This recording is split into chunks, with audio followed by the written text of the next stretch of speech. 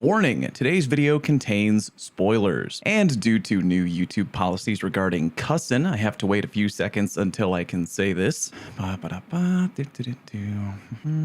that should be good. However, I didn't put a spoiler in the thumbnail or title of today's video because I'm not an asshole.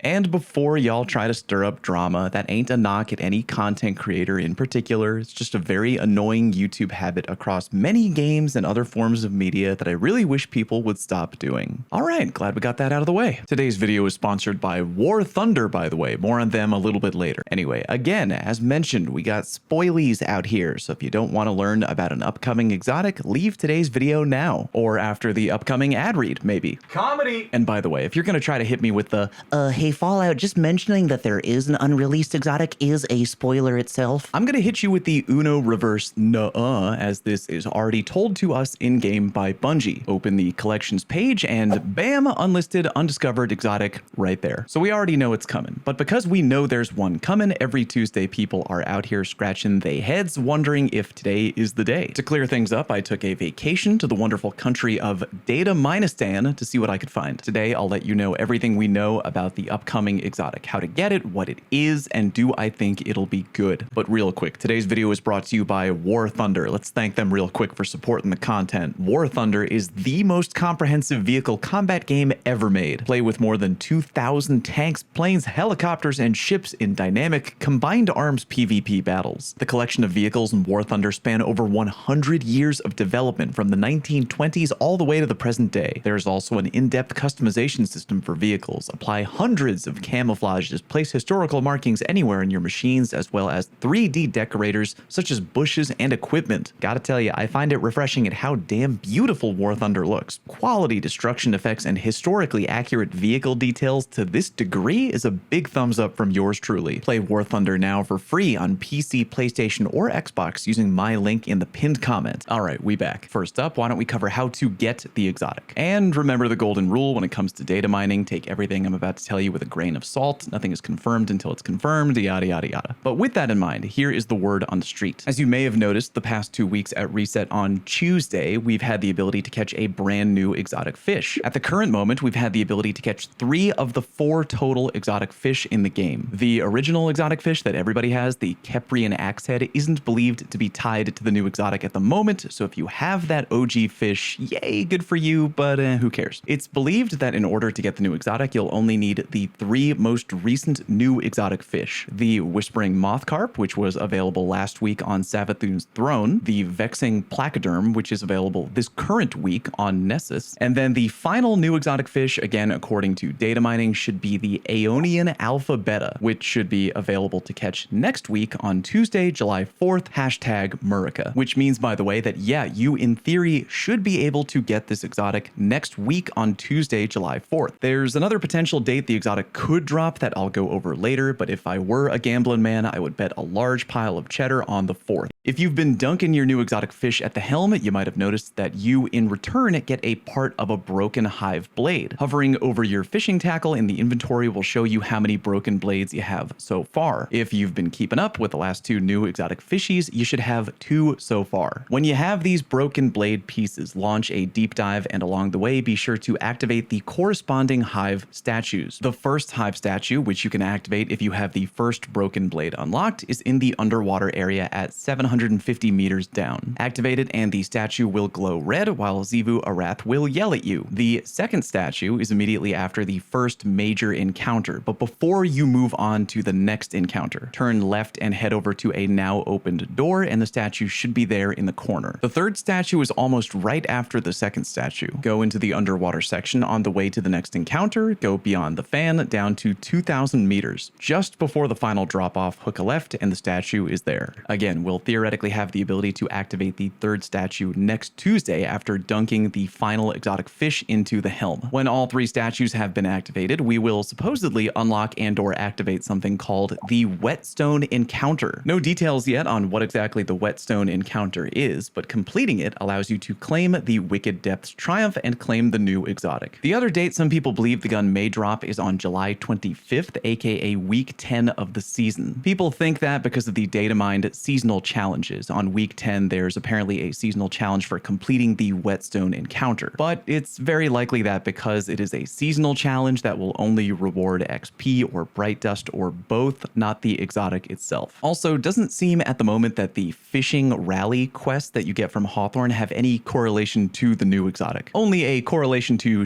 rewards and wasting your time. I'ma still do them just in case, but yeah, it doesn't seem to be tied to it. All right, now we get to the exotic itself. Again, look away if you don't want to know, but really, why would you even still be here at this point? Drum roll, please.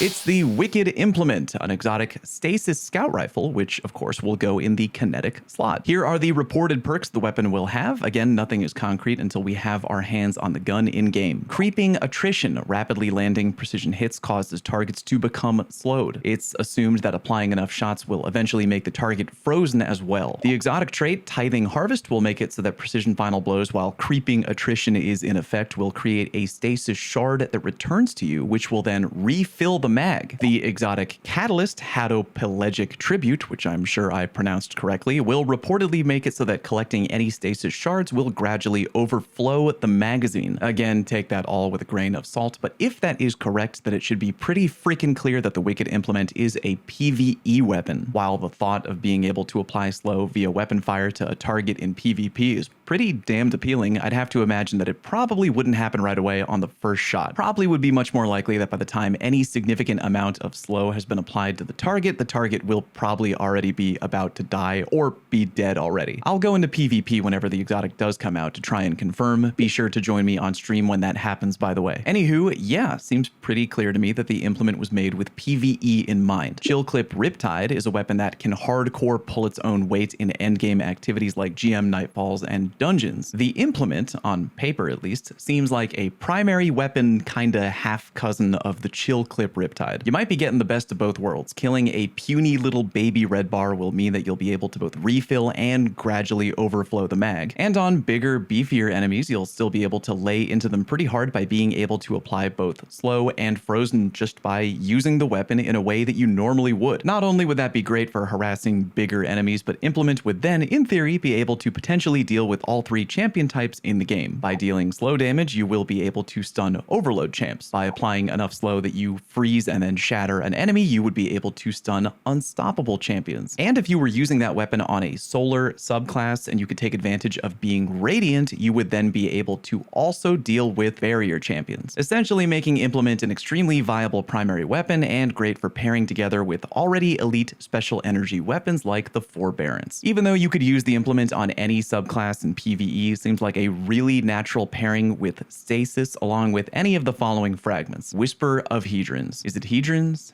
Hedrons? Feel free to argue about that in the comments section, just know that I don't care. Freeze a target and get better stability, aim assist, AE, mobility, resil, and recovery. Goddamn. Again, depending on how many shots it may take to freeze a target in PvP, this fragment could definitely be worth an eyebrow raise for the Crucible. Whisper of Fissures could be very fun for frozen target popping. Whisper of Refraction for very obvious reasons. Basically, anytime you kill a target in PvE, free class energy. Whisper of Durance I could definitely see being fun for large target harassment in PvE. Whisper of Bonds could be great, again depending on how often you'll kill a target in PvE before they go from being slow to frozen. If the shard implement made on a kill does auto track to your location, Whisper of Conduction might not really mesh well, but if it doesn't auto track, could be a fun play. Whisper of Chains could make you mildly tankier, but you'd kind of have to use it on targets at close range, which could probably feel weird with a scout rifle. Whisper of Rending seems like it could be a great pairing if your goal is harassing big targets or basically any target tanky enough to eventually get frozen before dying. Although in order to get a ton of value out of Rending, you'd have to use it on a target tanky enough to get frozen repeatedly. And at that point, you might just be better off using a special or power weapon. Whisper of Hunger could be good if the shard generated by the gun functions in the same way that a regular shard would, and if you have a very melee heavy build. Same thing for Whisper of Rime regarding how the shard works. For the warlocks out there, Ice Flare Bolts and Glacial Harvest both both seem like they would be an ideal pairing for the implement. For Titan, Cryoclasm and Tectonic Harvest have my attention, and for Hunter, Grim Harvest seems like a no-brainer. Be sure to ring the notification bell because whenever the exotic does drop, I'll try to get it quick and then give it a review so y'all know if it's worth your time or not. Again, remember to check out War Thunder for free on PC, PlayStation, or Xbox using the link that you can find in the pinned comment or video description. Clicking the like button really does help me and my channel out. Big thank you to those who do. Thank you very much for watching, and I'll see you on stream.